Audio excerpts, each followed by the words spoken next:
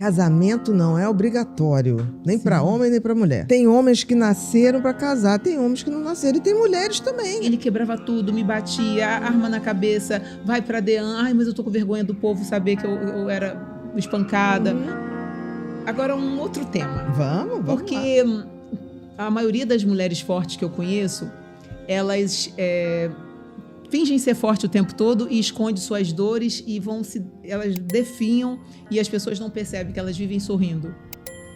Por que você acha isso? Que as mulheres não...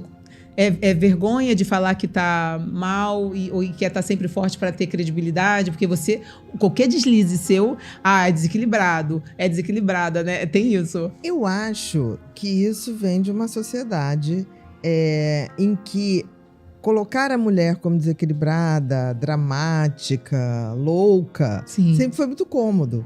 Porque, assim, o homem fazia barbaridades e qualquer coisa que a mulher ia reclamar, o homem falava assim, não, você é louca, não tem um amante. Aí depois descobri que tinha 3 e 4. Isso mesmo. Né? Saiu na internet esses dias, na rede social, uma mulher que pegou todas as traições do marido, ela conseguiu ter acesso ao celular e ele tinha 2 famílias fora. Que absurdo. E aí ela imprimiu aquilo tudo, fez um chá de revelação das traições dele. Pra provar que não é louca. Aí chamou a família inteira. Tadinha. Chamou os filhos e fez aquela revelação. E ele falou, não é bem assim. Falei, não, tá aqui. Aí ela foi descobrir que um dos casos a sogra encobria. Aí ela falou, a senhora também Você vê.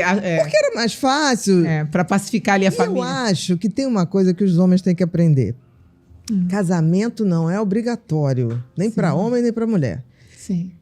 Tem homens que nasceram para casar, tem homens que não nasceram e tem mulheres também. A gente tem que entender uma pergunta sobre isso. Fala. O homem compulsivo, meu pai, por exemplo, ele não conseguiu me acompanhar, eu não tive ele presente, porque ele era o tempo todo cheio de mulheres.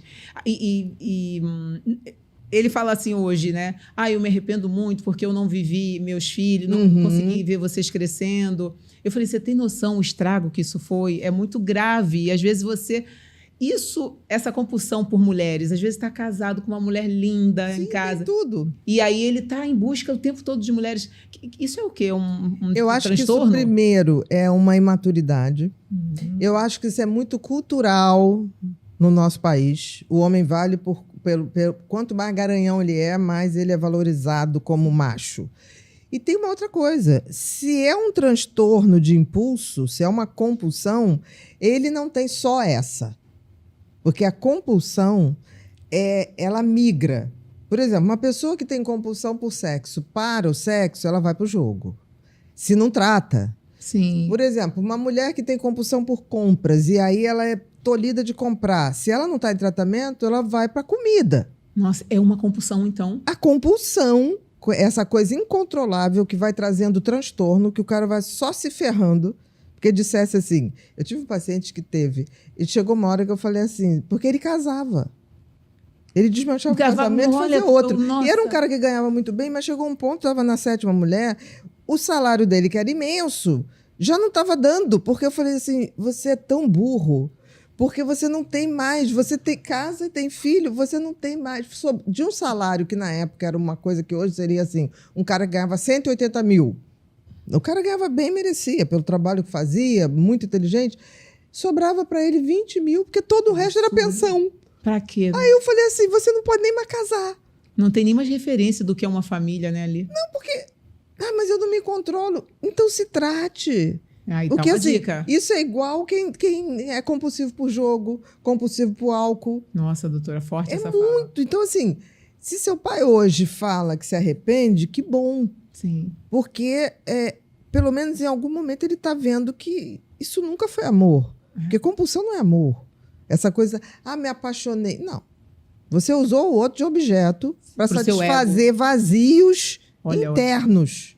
Satisfazer o ego por vaidade, mas uma pessoa que precisa o tempo todo de algo tem um vazio imenso. Existencial. Porque, por exemplo, a gente tem tempo para ter a compulsão de qualquer coisa. Não. Eu não tenho tempo, Graças a Deus, Porque assim, eu trabalho tanto, estou tão preocupada em criar coisas, o tempo em todo, deixar coisas, né? Se superar. Me superar, deixar coisas, inspirar pessoas. Que que eu fico pensando assim, gente, eu não posso ter vício não, porque gasta um tempo. Sim. Imagina o gasto do seu pai de ficar seduzindo, mentindo para uma, mentindo para outra. Nossa. No final é uma grande burrice. E o abandono dos filhos, né? Porque aí eu tive aí já Exatamente. minha mãezinha com dependência com álcool. A dependência do álcool também, doutora, para quem convive com alcoólatra, ele muda. Porque quando eu tive o Total. ex-marido, que eu tô com um problema até hoje com ele, eu achava que eu iria ajudar o tempo todo, aceitando. Aí ele quebrava tudo, me batia, arma na cabeça, vai pra DEAN. Ai, mas eu tô com vergonha do povo saber que eu era espancada, porque eu já era espancada em casa. Agora, quer dizer que então eu sou uma fraca, porque eu tô deixando isso tudo De jeito acontecer? nenhum. Eu acho que como você teve uma vida familiar, a gente tem que ter muito cuidado. Olha só que interessante. Você repetiu um padrão. Por quê? Porque o cérebro é uma maquininha de repetir padrões. Quando uma criança aprende, quando a gente começa a falar assim, olha, B com A é ba. Então, bala. A criança não repete? Sim. Quando a criança gosta de um filme, ela não quer. Eu quero ver de desenho, novo. é. Aí eu quero não sei o que de novo. Porque o cérebro é ávido de pegar padrões. Então, a infância, ele sai aprendendo tudo. Se você aprende com uma mãe alcoólatra, alcoolista, se você aprende com um pai compulsivo sexual, para o teu cérebro, aquilo é um padrão normal. É. Ele vai buscar aquilo. Aí você vai falar, mas mesmo sendo ruim, vai. Porque o cérebro é uma máquina de, tipo assim, ele prefere o ruim, mas o conhecido. Sim. Então, Entendi. ele vai buscar o que ele conhece. E como não buscar?